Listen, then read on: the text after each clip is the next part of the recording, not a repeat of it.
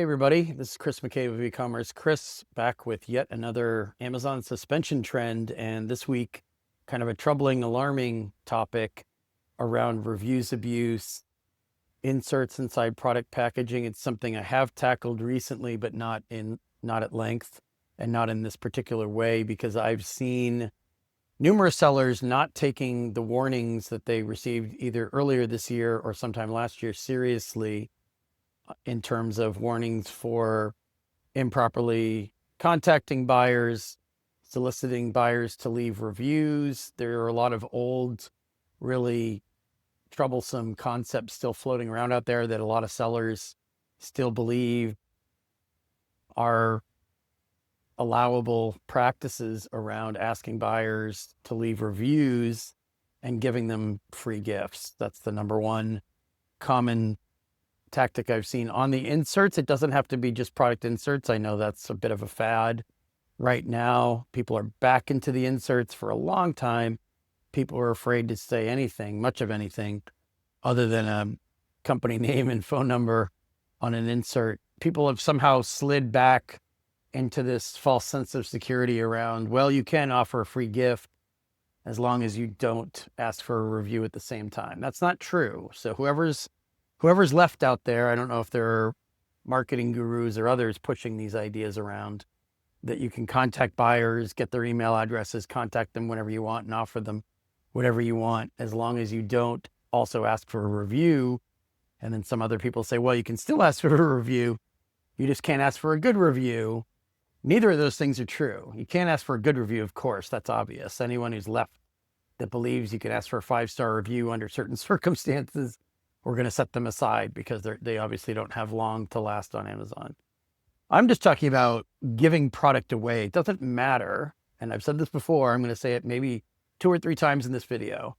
It does not matter if you ask for a review or not.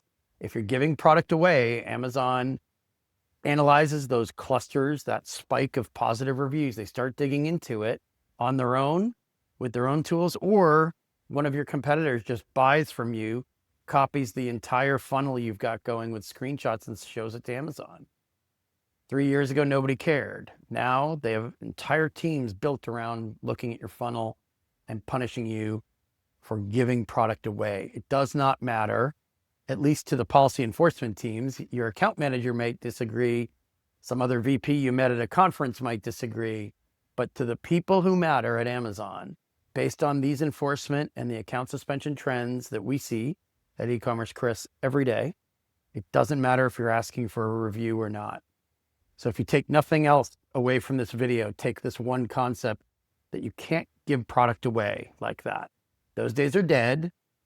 You might escape, you might slip through the net. I always say, almost every week I talk to at least a couple of brands who tell me they've been doing these outrageous marketing practices, these crazy sales funnels that to me are extinct, that basically put them ready to be suspended almost any day of the week. So I understand people slip through the net. I wouldn't base your whole business on, I'm expecting to slip through the net. What you should base your business on is a conservative approach to asking for reviews. You can still ask for reviews. A few people contacted me or us offline to say, well, why are you saying you can't ask for a review? That's all we're doing.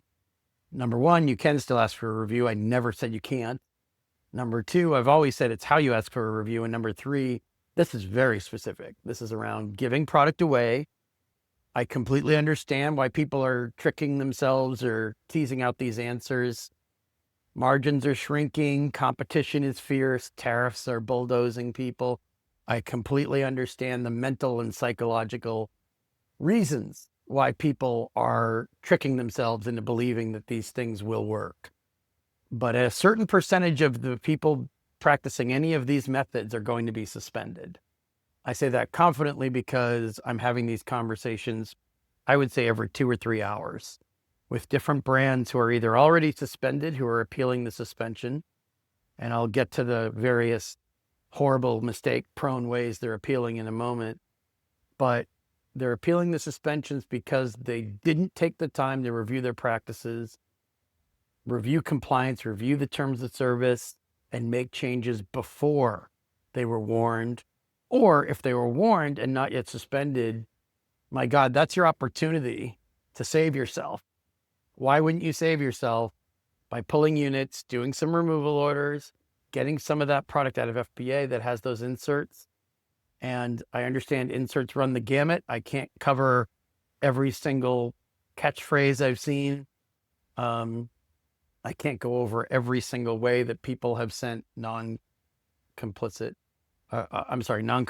inserts into Amazon FBA.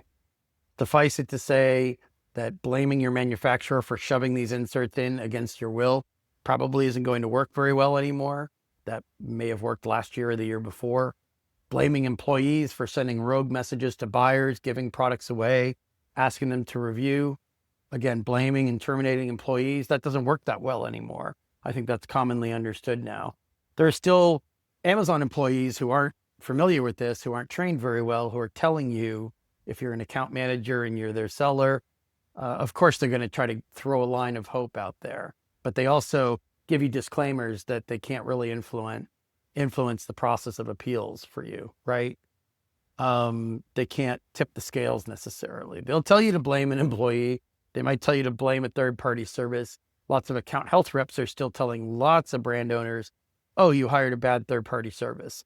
Just give us all the info on who they are, what they told you to do, how many orders and reviews were impacted. Lay all this information out about them, blame them, and you should be able to handle it and resolve it. Maybe, maybe not. Doesn't work as well as it used to, that's for damn sure. But also they're telling you that because they have to tell you something. They can't just tell you, you know what, this conversation's useless. My job doesn't allow me to give you any guidance or help here, and I think you're screwed. They're not going to tell you that. Take what they say with a grain of salt, as always, right?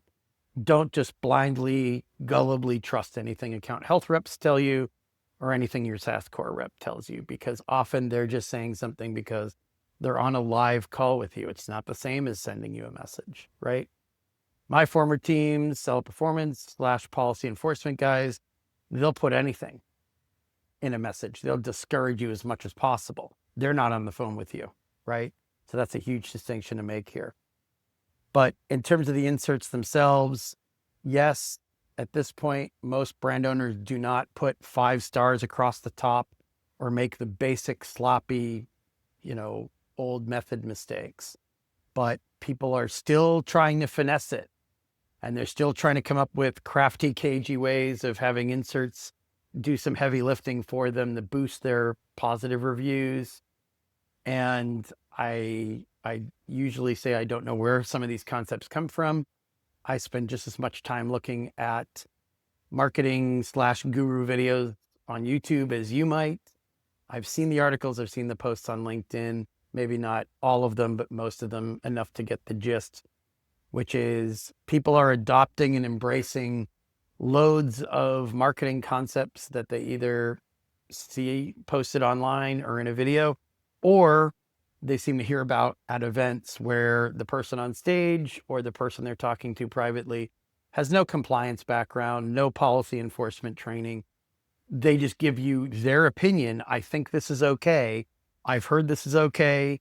Many people are already doing it. Lots of excuses, lots of gibberish, but they have no policy background. And they're never going to tell you, I will guarantee you that this won't get you suspended or your money back. They should be saying that. I'm not hearing it. If you're hearing it, you should probably tell me and show me, or you should just double check and rethink what you're doing, because you're just accepting at face value what they're telling you is allowed and what isn't. If they're dealing with suspended accounts every day, then fine. Listen to what they have to say and find out how they resolved those suspensions.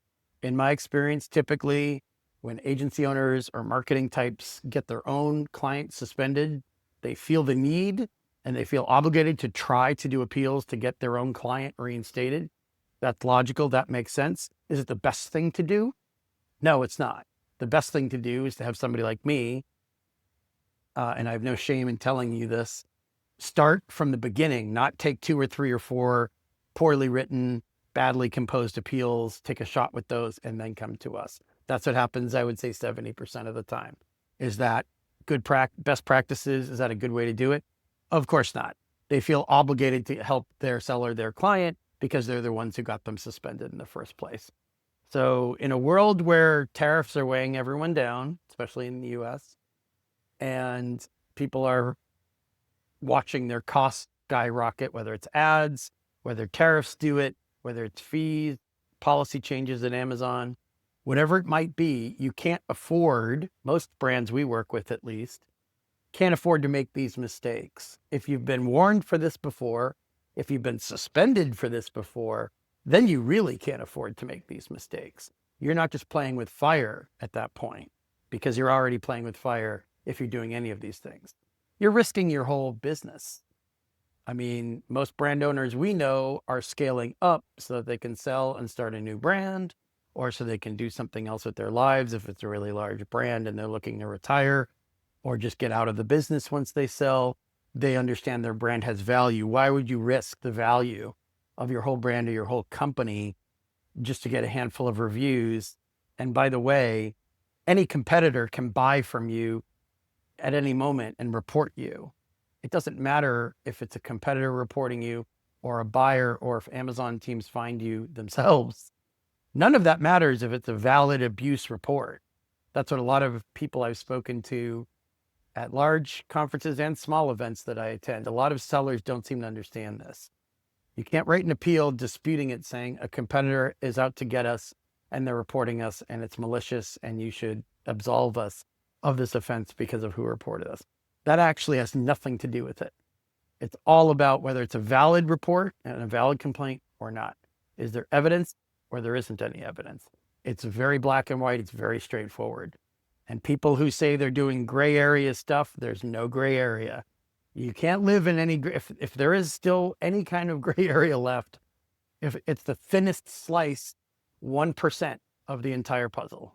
And there's no way you can hang your hat or risk your whole business over something like that, something that thin, unless you enjoy feeling the ice cracking and breaking under your feet any day that you wake up.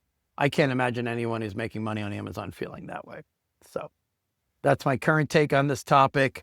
I am sure I'll be revisiting this perhaps from another angle in terms of other sales funnels, other mistakes sellers are making.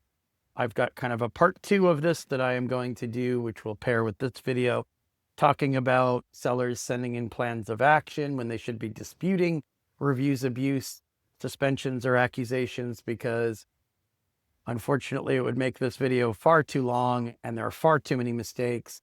And I've even seen heads of agencies writing POAs, plans of action, for their sellers, their clients, admitting that they've been abusing reviews, policies, with absolutely no understanding that they are just grabbing a shovel and digging deeper and deeper into the problem and killing the odds of resolving it, simply because they're stumbling out of the gate and doing a plan of action because that's their failure to understand how this process works. So if you're not working with an agency and you hear that at the end of this video, please, I beg you, do not make those types of mistakes, which could hurt your ability to appeal after that, and it could cripple your ability to resolve it.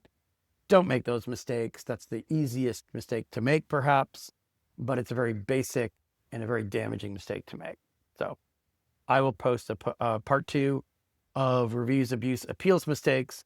For the moment, review, especially if you're an active seller, review the inserts you're using, figure out how many units at FBA may be violating these policies, and start pulling those units before Amazon gets to you, because I can promise you, most of the suspended sellers I talk to wish they had done that 1 or 2 months ago, and they're regretting it now considerably. Thanks for listening in. I'll catch you next time.